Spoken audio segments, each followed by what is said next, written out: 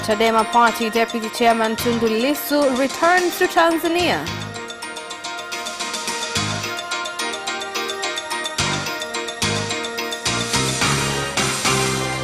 And in sports, Yanga fire coach Mael after calling Tanzanian fans monkeys.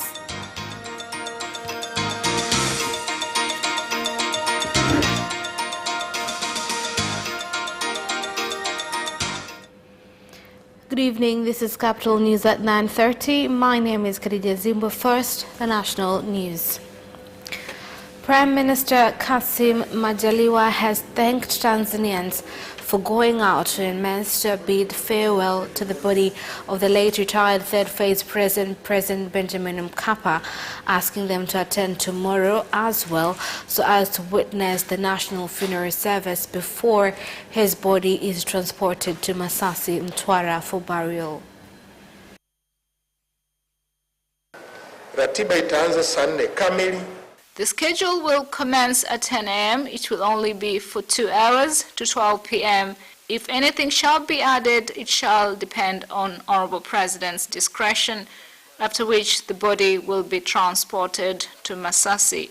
Those who will be able to come to Masasi are welcome to do so. There is no restrictions on anyone who wishes to do so. All preparations to transport the body are complete.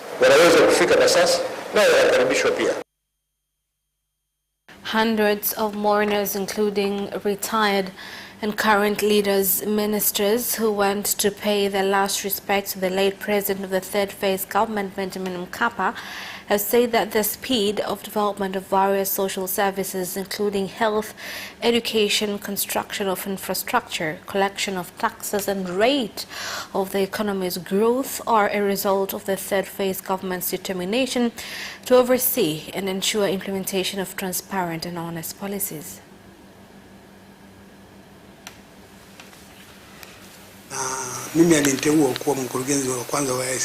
He was trustworthy in carrying out his duties. He has done a lot, but one is in the establishment of the private sector institutions in the country. He managed to do some of the things he set out to do, but did not accomplish others of which he had apologized for, which is a sign of bravery on his part for someone who was in power for 10 years. So I commend him for a job well done. He cared for the people and greater good of everyone, and one was in our unity, which allows us to further develop the economy and the society. The people of Zanzibar are able to operate here, and those in Tanzania mainland are able to do the same in Zanzibar. We also remember him as a father and teacher. He was the symbol of our union, peace and togetherness of our nation. He loved people without discrimination on basis of color, age, religion, or political affiliation.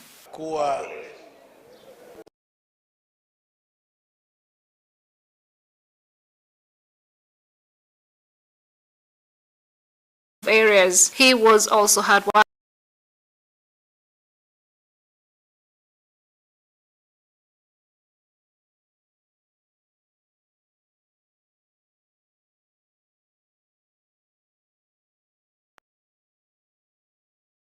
And we can work together.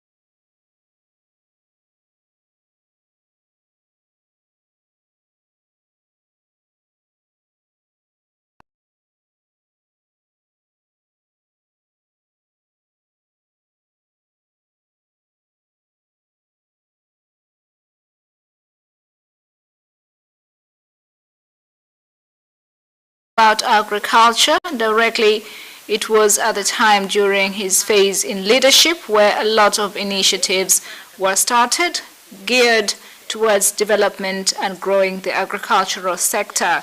It was during that time in his leadership that Tanzania started agriculture sector development strategy.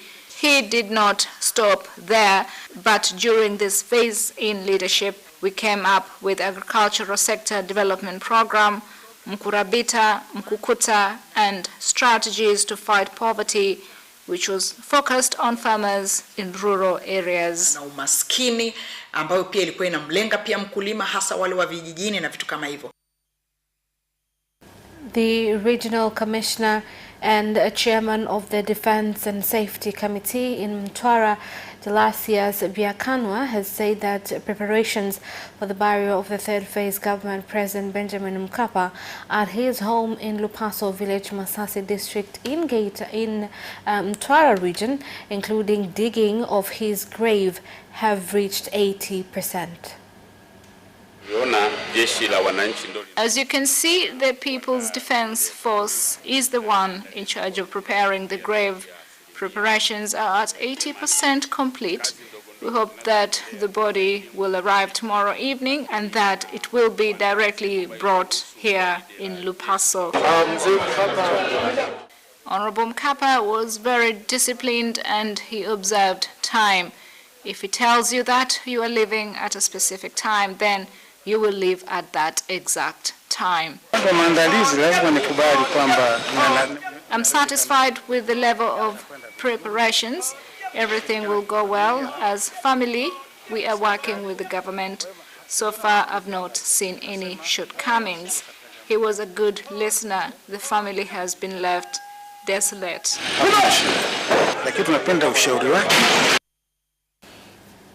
Now, the deputy chairman of Chama cha Demokrasia na Maendeleo Chadema Party has returned to the country from Belgium, where he had been receiving medical treatment for 3 years after he was attacked by unknown assailants and shot 16 times. Now, moving on, the general meeting for the Alliance for Democratic Changes, ADC, party has anonymously passed Hamad Rashid as a presidential candidate for Zanzibar and Queen Elizabeth Sindinge, who will be the first woman to campaign for presidency of the union government.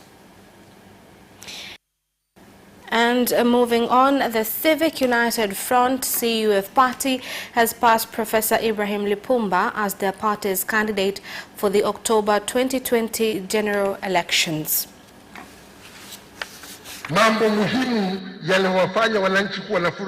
Important issues that give the citizens joy includes a community that cares for each other, peace, kindness, trust, good health, job availability, and good governance. Tanzanians are not happy because of difficult economic times.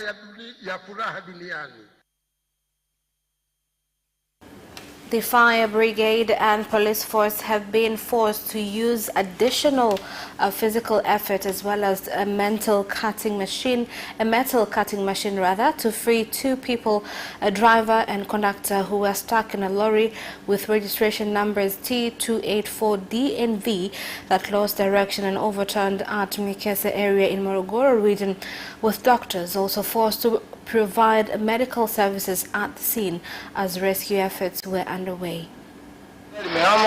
The vehicle swerved to the left side and came back again to the right, then it crashed. There was a vehicle behind me which overtook, then a lorry came and crashed on the vehicle at the front. 2 casualties were trapped in the lorry coming from Rwanda going to Dar es Salaam. We did everything we could to set them free and managed to save them alive.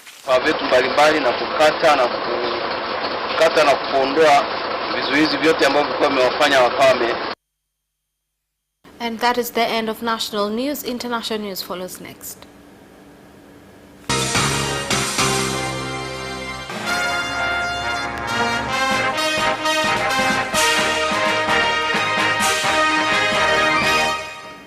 And in international news, President Uhuru Kenyatta of Kenya has banned the sale of alcoholic drinks in all restaurants in the country and directed that all bars remain closed indefinitely to slow down the rising rate of COVID-19 transmission in the country, which now has 17,975 cases after recording 400 new cases.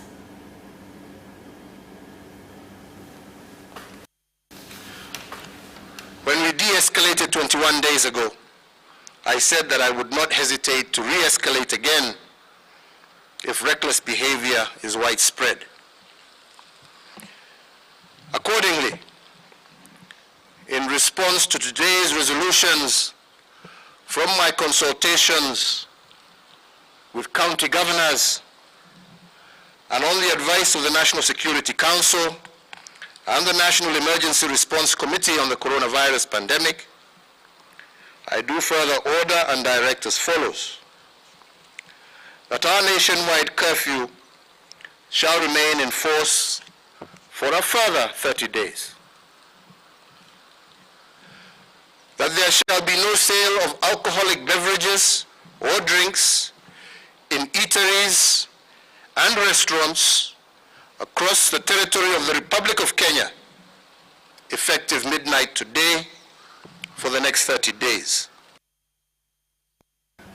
The government of Uganda has threatened to revoke the licenses of some media houses allegedly for disseminating propaganda and hatred. The Ministry of Communication has directed media owners of radio stations to apply for new registration.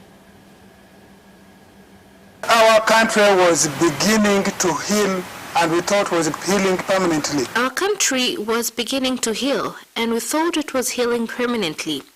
Why would media houses start orchestrating hatred issues as we are heading to general elections? We think it is deliberate, and the government will not remain reluctant and watch people remain attempting to destroy the unity that we fought so hard to build. West African leaders have kicked off an extraordinary summit to propose measures to help resolve an escalating political crisis in Mali. The virtual meeting of 15-member ECOWAS regional bloc on Monday comes days after unprecedented mediation efforts by the presidents of Ghana, Ivory Coast, Nigeria, Niger and Senegal in Mali's capital Bamako failed to end the impasse.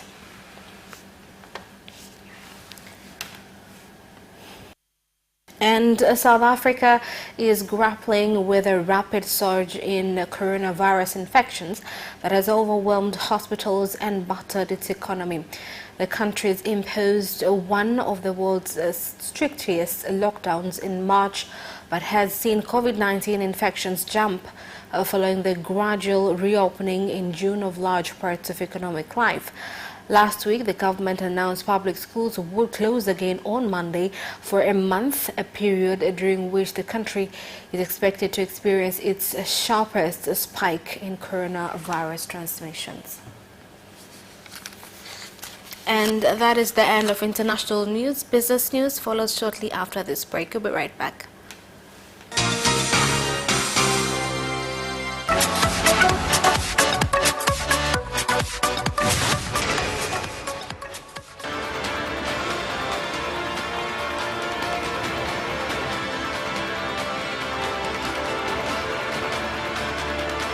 Watch Business Edition as we talk to business leaders and experts in sectors that are transforming Tanzania's economy. We believe that the driver is the customer. To change the mindset of traditional HR to the digitalization. Make sure that everybody can get some access to financial services. And once we understand the vision of our leaders, we then need to be behind them and help them in achieving that vision. Business have involved mercantile operations, trade guilds, or shared agricultural production, infrastructure, construction, financial sectors, tourism, and mining. Business Edition on Friday at 8:15 p.m.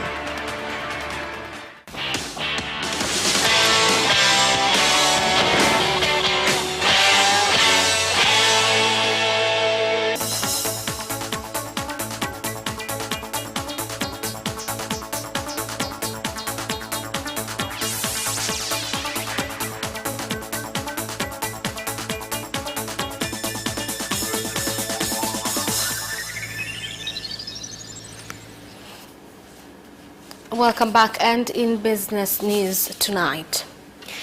Trading of shares at the Dar es Salaam Stock Exchange following the death of retired President of the third phase government Benjamin Mkapa has dropped from 3.47 million shares worth 1.3 billion shillings to 500,000 shares worth 480 million shillings. Mheshimiwa Rais mstaafu marehemu Benjamin Mkapa. The late retired President Benjamin Mkapa played a big role on the investment sector by setting up good systems including tax and trade, as many institutions were introduced during his reign and are relevant to date, contributing to existence of Dar es Salaam Stock Exchange. Marehemu Benjamin Mkapa, rais wetu mstaafu. NMB Bank has issued 42.5 million shillings to Simiyu region for preparation of the Farmers' Fair known as Nanane, which nationally will be held at Nyakabindi grounds in the region.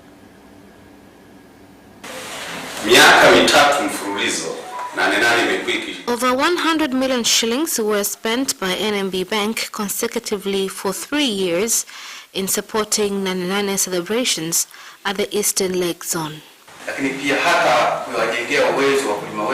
We are involved in many areas, including opening 500,000 accounts throughout the country, as well as building capacity of our farmers in different ways. As a region, we admit that we trust NMB Bank. And traders in Iringa region have said that a retired President Benjamin Mkapa will be remembered for his determination to improve the lives of low-income people by starting the Property and Business Formalization Program Mkurabita and establishing farmers' markets. I remember that the late Benjamin Mkapa established Mkurabita. He valued farmers and cared for his people. During his leadership, he helped much in boosting country's economy, although traders felt neglected, but it was for our own good. Before his leadership, Tanzanian shilling had no value, but after he came to power, even a 10 shilling coin was worth it to buy tea bags.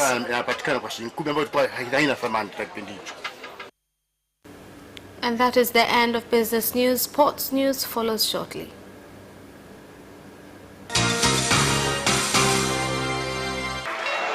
Away first time, good start from Bolt. Bolt leading a moment and going away. Gay trying to go with him, and he's being dragged through the second place, but he's going to win it by 2 meters. Away first time, good start from Bolt. Bolt leading a moment and going away. Gay trying to go with him, and he's being dragged through the second place, but he's going to win it by 2 meters.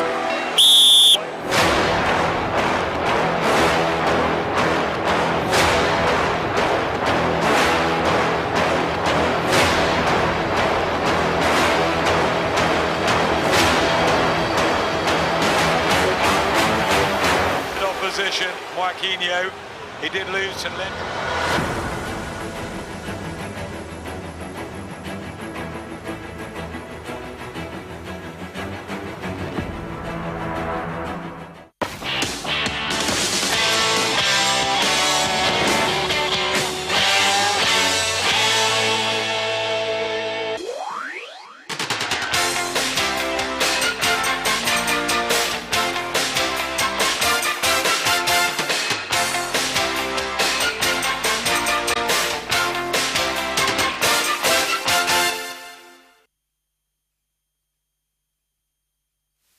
Young African Sports Club have fired Belgian coach Luc Elmael for racist remarks allegedly made on Wednesday when he compared the country's fans to monkeys in an astonishing tirade. Following a 1-0 draw with Mtibwa Sugar in which he saw his team drop to third in the league, the 60-year-old tore into the club's supporters, claiming they were ignorant about football and lambasting the conditions he had been working in since arriving in Tanzania. Elmael also announced that he was looking to leave the East African side and depart Tanzania. The Jangwani-based side have also apologized to respective authorities for the remarks made by the 60-year-old. Tanzania striker Mbwana Samata has confirmed he will remain at Aston Villa for the new Premier League season after helping the club to stay up. Jack Grealish's late goal, coupled with Watford's 3-2 defeat at Arsenal, was ultimately good enough for Aston Villa to avoid relegation from the top flight in the final day of EPL action. The battle to avoid the two remaining relegation places went to the wire as Aston Villa scored in the 84th minute, conceded a minute later, then held on for a 1-1 draw at West Ham to survive. West Ham had already secured their own Premier League place for 2020-2021 with a draw at Manchester United on Wednesday and end the season in 16th. Manchester United are set to step up their pursuit of Borussia Dortmund's winger Jadon Sancho as they prepare an opening offer for the England international. Here's more on the story. 2-0 win over Leicester City on the final day of the Premier League season secured Champions League qualification for Ole Gunnar Solskjaer's side, and Executive Vice Chairman Ed Woodward and Chief Negotiator Matt Church will now push ahead with their plans to bring Sancho to Old Trafford. It is understood that a formal bid has yet to be submitted to Dortmund, with the Bundesliga outfit valuing the former Manchester City trainee at £120 million. Woodward has warned it will not be business as usual in the transfer window this summer due to the impact of the COVID-19 pandemic, and sources have dismissed claims that United would spend more than £100 million on any player. Juventus are sweating over the fitness of Paulo Dybala after a scan on the Argentine forward revealed a thigh muscle strain. Here's more on the story. Injured in the first half of Juve's 2-0 win over Sampdoria last night, which saw them claim a 9th consecutive Serie A title. Today, Juve released a statement confirming he had undergone tests which had revealed an elongation of the rectus femoral muscle of the left thigh, and he will now have his condition monitored on a daily basis. While Maurizio Sarri's side have the league title wrapped up with 2 games to spare, they'll be loath to lose one of their star players ahead of the return of the Champions League. Kieran Tierney has reflected on his debut against a campaign at Arsenal, with the Scotland international admitting that the last 12 months have been the toughest year of his life. Here are more details. The 23-year-old has plenty of positives to look back on as he approaches the end of his first season at Emirates Stadium. There have, however, been a number of obstacles for him to overcome along the way. Big things were expected when Tierney, after several years of speculation, took the decision to tread life at boyhood club Celtic for former Premier League heavyweights Arsenal. He arrived in North London nursing a knock, and injuries became a familiar theme early on. And that sports item ends our news bulletin for tonight. My name is Khadija Zimbwe. Thank you for watching and good night.